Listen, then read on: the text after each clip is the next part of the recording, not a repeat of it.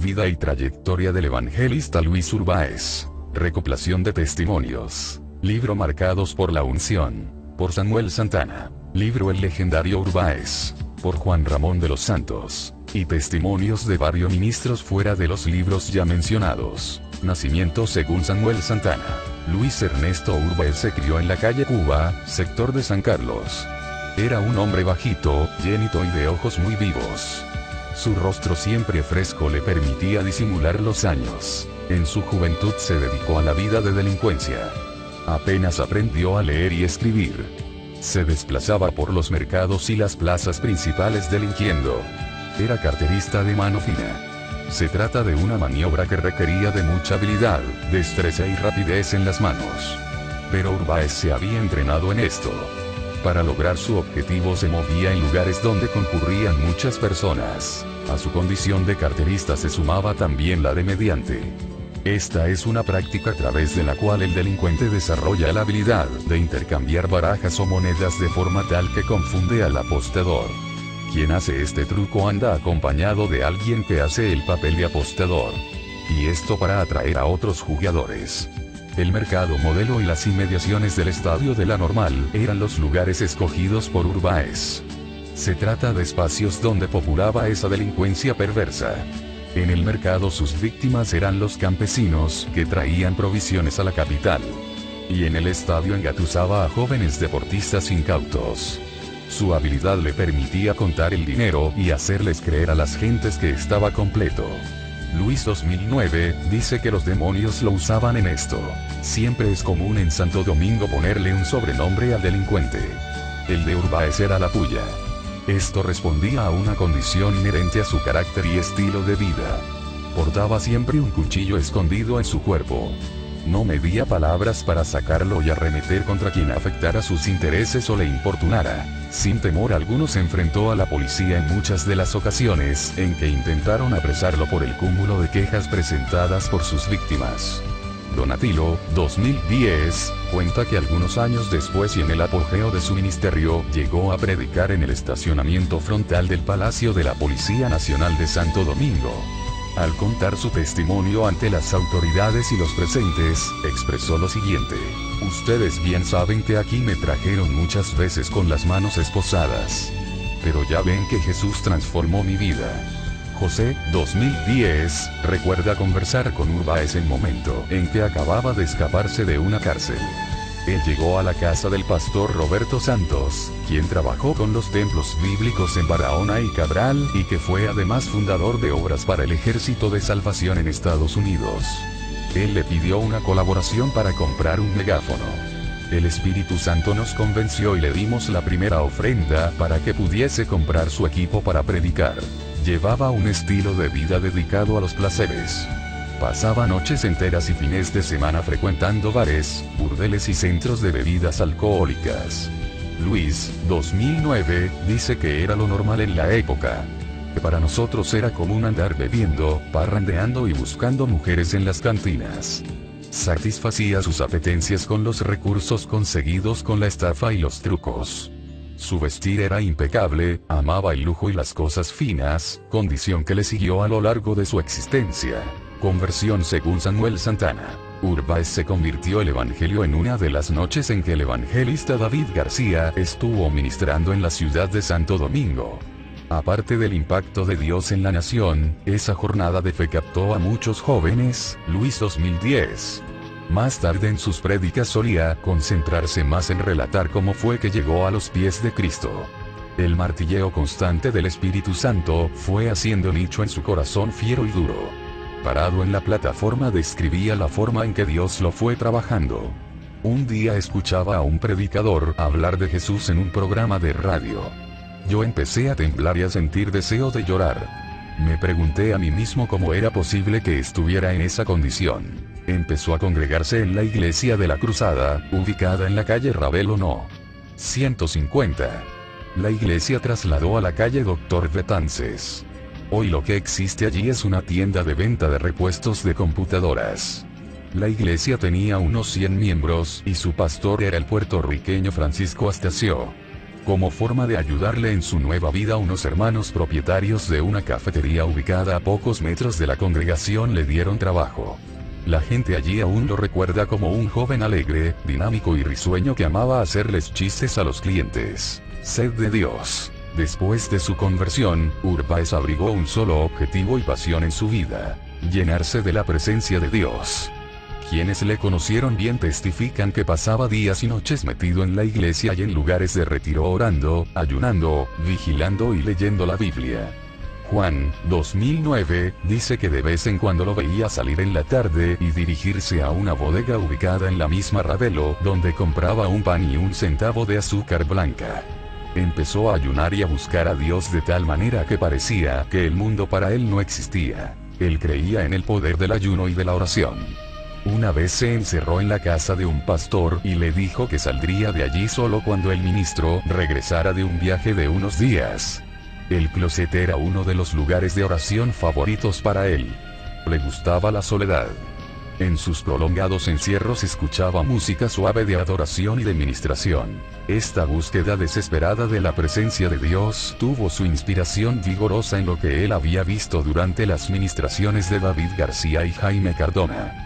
En una de esas noches de campaña, García lo invitó a subir a la plataforma para que fuera testigo de la manifestación del poder de Dios, Azarías 2010. Aunque muy joven en el ministerio, la noticia de lo que estaba ocurriendo en las iglesias donde Urbáez predicaba llamó profundamente la atención de los pastores de la época, incluyendo a los más reconocidos. Lino, 2009, dice que en la época le gustaba invitarlo a su iglesia. Es que cuando él predicaba había bendición. Su iglesia fue el escenario donde Urbáez llegó a celebrar varias campañas. Yo veía cuando los paralíticos se levantaban. Era algo grande ver las sillas de ruedas y las muletas puestas a un lado. En la mayoría de los casos apenas ponía los pies en las puertas de las iglesias, cuando ya los demonios empezaban a tirar a las gentes al suelo y a rodar por debajo de los bancos. Vete de aquí, Urbáez. Vete de aquí. Gritaban desesperadamente. Por más espaciosos que fueran, resultaban siempre pequeños los templos donde predicaba la palabra y ministraba a los necesitados. La gente se abarrotaba para ver el poder de Dios haciendo milagros y obras de toda clase. Si esta noche aquí no ocurre nada, entonces yo rompo esta Biblia y no vuelvo a predicar jamás, solía decir antes de empezar a predicar. Juan, 2009, afirma que nunca entendió por qué él hacía eso. Él no tenía necesidad de tal cosa. Eso a mí me preocupaba mucho. Imagínese si no ocurriera nada. Jorge, 2009, expuso que se confundió mucho la primera vez que lo escuchó decir eso en una campaña que celebraba en la ciudad de Higüey. Él levantó una Biblia nueva que acababa de comprar y dijo que si no pasaba nada esa noche dejaría para siempre el ministerio. Su estilo de ministración era único. Con destreza saltaba en los púlpitos mientras soltaba un grito de impacto. Gloria a Dios. Gloria a Dios. Gloria a Dios. Con esta proclamación algo extraordinario empezaba a ocurrir. El Espíritu Santo descendía, la gente era fulminada por la presencia divina y entonces se producían los milagros. Lo común era ver endemoniados arrastrarse debajo de los asientos de las iglesias mientras gritaban fuertemente: vete de aquí, Urbáez. Vete de aquí.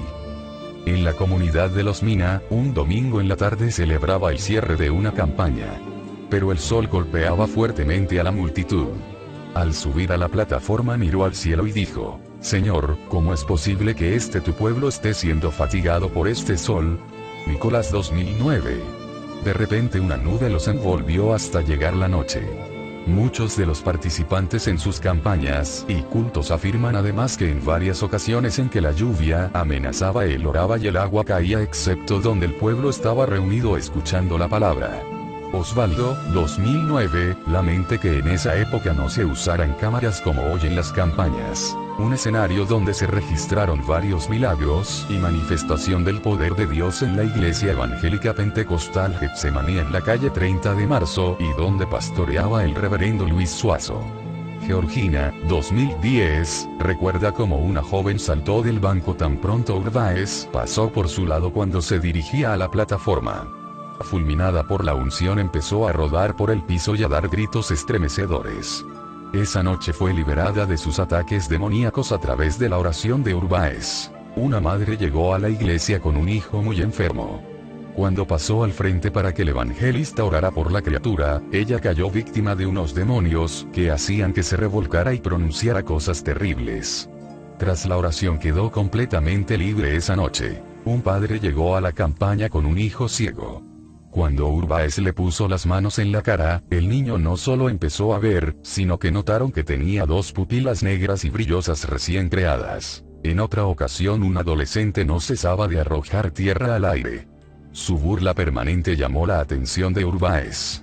«Te reprendo en el nombre de Jesús». De repente las manos del muchacho se entrelazaron de tal forma que formaron un nudo.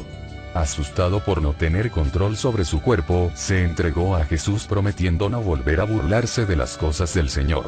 Georgina, 2010, dice que un día llegó Urbáez a su casa después de una larga gira por New York.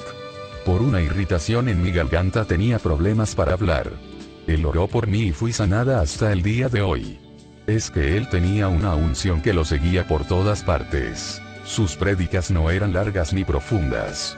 Ni era un exégeta ni hombre de lenguaje florido. Debido a su poca preparación no pudo cumplir con los rigores del instituto bíblico. Pero pocos podían resistirse al llamado que él hacía. Carmen, 2010, afirma que tenía el don el llamado. Los frentes de las plataformas eran abarrotados por las almas que pasaban para recibir a Cristo. En ocasiones simplemente leía la Biblia. Este es el mensaje, decía. Pero eso suficiente para que los inconversos sintieran la enorme necesidad de aceptar al Señor. Yo recuerdo ver a las gentes descender de las gradas y marchar en gran cantidad rumbo a la plataforma. Carmen, 2010. Las ciudades donde efectuaba sus campañas eran Santo Domingo, San Pedro de Macorís, Santiago, Higüey y San Cristóbal. Disponía del poder de Dios donde quiera que se movía.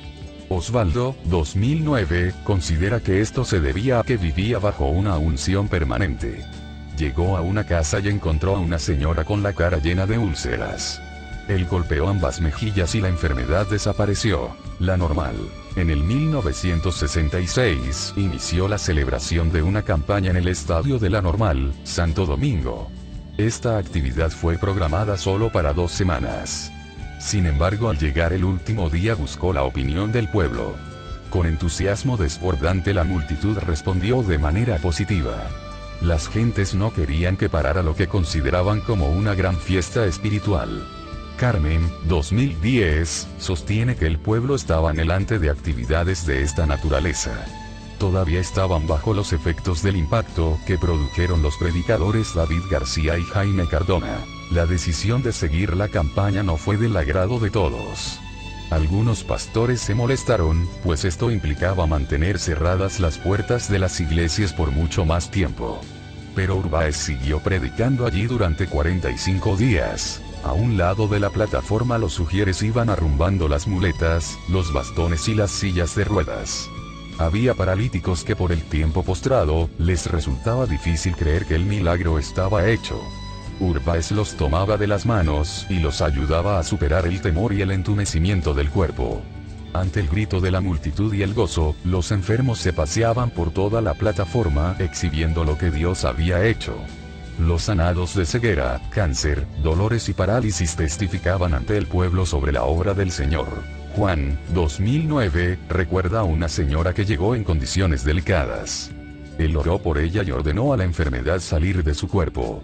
Ella vomitó una cosa negra y quedó completamente sana. Su don de discernimiento le permitía mirar a la distancia a cualquier lado de la grada y llamar a